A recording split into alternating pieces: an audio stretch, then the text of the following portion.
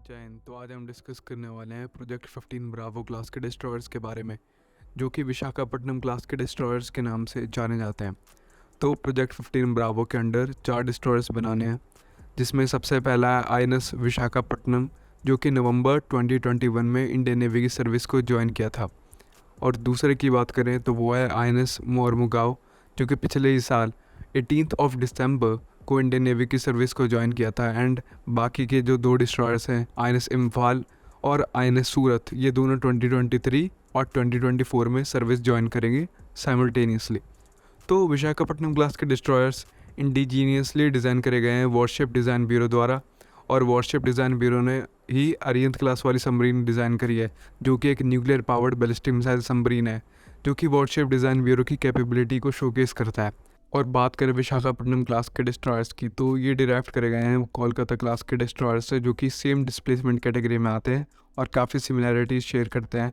तो basically Visakhapatnam class के destroyers का डिज़ाइन ज़्यादा स्टेल्थियर है, स्पेसिफिकली ब्रिज सेक्शन का डिज़ाइन जो है ज़्यादा स्टेल्थियर है, और इसमें क्रू मेंबर्स की कम रिक्वायरमेंट है, क्योंकि विशाखापट्टनम क्लास के डिस्ट्रॉयर्स में ऑटोमेशंस ज़्यादा यूज़ करी गई हैं as compare to Kolkata class destroyers से। और जो कोलकाता क्लास के डिस्ट्रॉयर्स हैं उनका सोनार हेल्पर है, और जो विशाखापट्टनम क्लास वाले हैं उनका सोनार शिप के बो पे है। सोनार दोनों में सेम है, वो है BEL भारत इलेक्ट्रॉनिक्स लिमिटेड का बेल हमसा NG। और बात करें सेंसर्स की, तो उसका प्राइमरी रेडार है वो है IAI ELM2248 MF star radar, जो कि एक S बैंड AES से active electrically scanned array radar है, और इसकी रेंज वेरी कर जाती है। फॉर एग्जांपल अगर एक कॉर्वेट साइज़ की शिप है तो उसको ये 250+ किलोमीटर की रेंज में डिटेक्ट कर लेगा, और अगर कोई फ्रिगेट साइज़ की शिप है तो उसे ये 450+ किलोमीटर की रेंज में डिटेक्ट कर लेगा। और ये रेडार इंडियन नेवी के INS विक्रांत, नीलगिरी क्लास के फ्रिगेट्स और कोलकाता क्लास के डिस्ट्रॉयर्स में लगा हुआ है। और ये रेडार बहुत ही कैपेबल है, ये रेडार लो अर्चेस वाले ऑब्जेक्ट को डिटेक्ट करने में मदद करता है। प्लस ये एक AES रेडार है विथ S बैंड की फ्रीक्वेंसी, और जो दूसरा रेडार है वो है थेल्स का LW08D बैंड का रेडार, जो कि मिसाइल्स को 100+ किलोमीटर में डिटेक्ट करने में मदद करता है, और ये एक बारी में 400+ टारगेट्स को ट्रैक कर सकता है। और इलेक्ट्रॉनिक वॉरफेयर के लिए इसमें इंडियन कवच चाफ सिस्टम लगा हुआ है, जो कि एक स्वदेशी सिस्टम है। तो बेसिकली ये एक डिकॉय की तरह काम करता है, और जो इनकमिंग रेडार गाइडेड मिसाइल्स हैं उन्हें भटकाने में मदद करता है। और ये बहुत ही ज़्यादा इंपॉर्टेंट है, क्योंकि अगर एक शिप के पास अपने आप को डिफेंड करने की बढ़िया कैपेबिलिटी नहीं है तो आजकल के मॉडर्न वॉरफेयर सिनेरियो में शिप को डुबा दिया जाएगा। तो ये चीज़ हमने रशिया यूक्रेन वॉर में देखी है, जिसमें रशिया का क्रूज़र मॉस्को डुबा दिया गया था। उसमें USA का सपोर्ट था। कुछ रिपोर्ट्स में बीच में आई थी कि USA ने कोऑर्डिनेट्स प्रोवाइड कराए थे शिप्स के। तो बेसिकली मॉस्को ब्लैक सी की फ्लैगशिप शिप थी, और उसे 2 नेपच्यून मिसाइल्स ने हिट किया था, फिर उसके बाद वो डूब गया।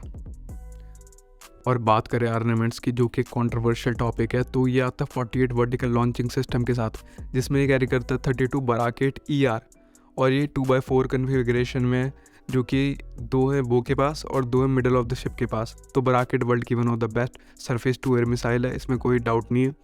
ये इनकमिंग सी स्कीमिंग मिसाइल्स को भी इंटरसेप्ट कर सकता है, और जो लो फ्लाई कर रही है मिसाइल्स उनको भी इंटरसेप्ट कर सकता है। और इसका हाल ही में टेस्ट भी कराया गया था, जिसमें इसने 7 मार्च को इनकमिंग सी स्कीमिंग मिसाइल जो लो फ्लाई कर रही थी और हाई एल्टीट्यूड इनकमिंग मिसाइल को इंटरसेप्ट किया था। हालांकि वो टेस्ट MR-SAM का था, जो कि देसीफाइड वर्जन है बराकेट का। तो बेसिकली बराकेट इंडिया और इजराइल ने जॉइंटली डेवलप की थी। बात करें ऑफेंसिव रोल के लिए, तो विशाखापट्टनम क्लास के डिस्ट्रॉयर्स करते हैं 16 ब्रह्मोस वर्टिकल लॉन्चिंग सिस्टम में कैरी।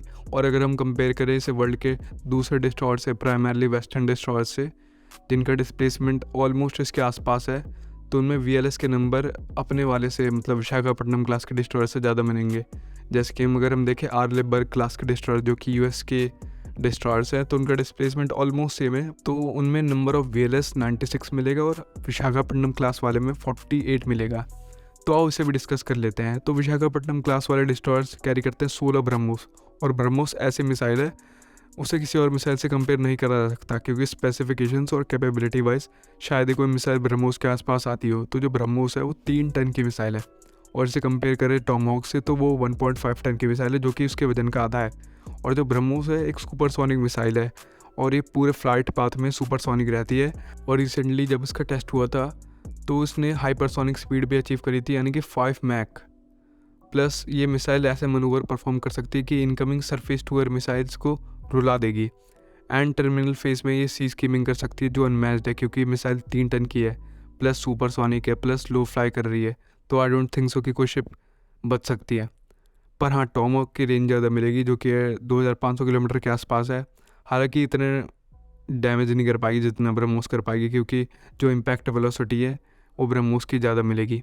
ब्रह्मोस ऐसी मिसाइल है कि अपने इम्पैक्ट वेलोसिटी से ही वो एक फ्रिगेट को डुबाने का दम रखती है। ऐसे बहुत हाई चांसेस है कि वो फ्रिगेट को डुबा दे। और अगर वॉरहेड लगा होगा तो बेसिकली ब्रह्मोस 200 से 300 किलो तक का वॉरहेड कैरी करता है, और अगर वॉरहेड लगा होगा तो डिस्ट्रॉयर या क्रूज़र को आराम से डुबा देगी ब्रह्मोस। तो अगर आप 16 ब्रह्मोस कैरी कर रहे हो तो वो 16 की 16 शिप डुबाने में सक्षम रहेगा। और अगर यही टॉमहॉक होती तो आपको मल्टीपल लॉन्चेस करने पड़ते एक शिप को डुबाने के लिए।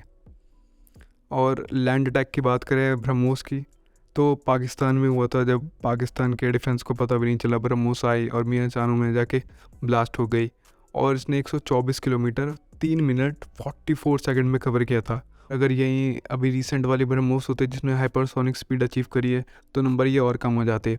हालांकि उसके बाद ये बहाने दिए गए कि मिसाइल फ्लाइट पाथ में थी इसलिए उसे इंटरसेप्ट नहीं किया गया, जो कि बिल्कुल ही बेसलेस है, क्योंकि इनके डिफेंस के बस की नहीं थी कि ब्रह्मोस को इंटरसेप्ट कर पाएँ। और जो इमेजेस निकल के आई थी मियां चानू से, तो मिसाइल ने बिना वॉरहेड के ही अच्छा खासा डैमेज कर दिया था। और अगर वॉरहेड होता 200 से 300 किलो का तो क्या ही होता।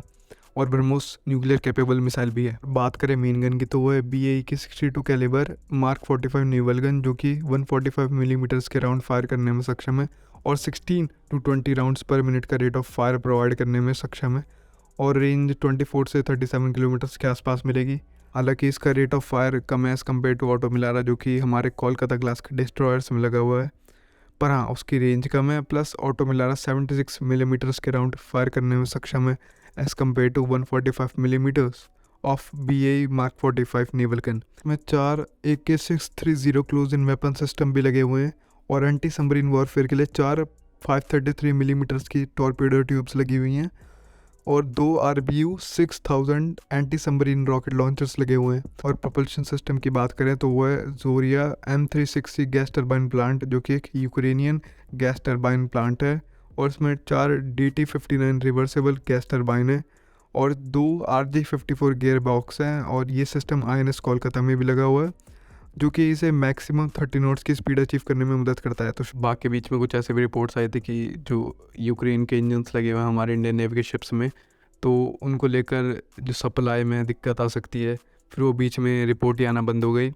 और बात करें फ्यूचर डिस्ट्रॉयर्स की, तो प्रोजेक्ट 18 के अंडर हम ऐसे डिस्ट्रॉयर्स बनाएंगे जो कि डिस्प्लेसमेंट में INS विशाखापट्टनम और INS कोलकाता क्लास के डिस्ट्रॉयर से डबल हों, प्लस फायर पावर में भी वर्ल्ड के one of the best heavily armed destroyers में से एक हो। और इनके पिछले साल रेंडर भी निकल के आए थे। और इसमें ये भी पॉसिबिलिटी है कि प्रोजेक्ट 15 ब्रावो, जो कि विशाखापट्टनम क्लास वाले डिस्ट्रॉयर्स हैं, इनके फॉलो ऑन ऑर्डर दिए जाएँ, जिसमें इनके नंबर बढ़ा के 5-6 हो जाए।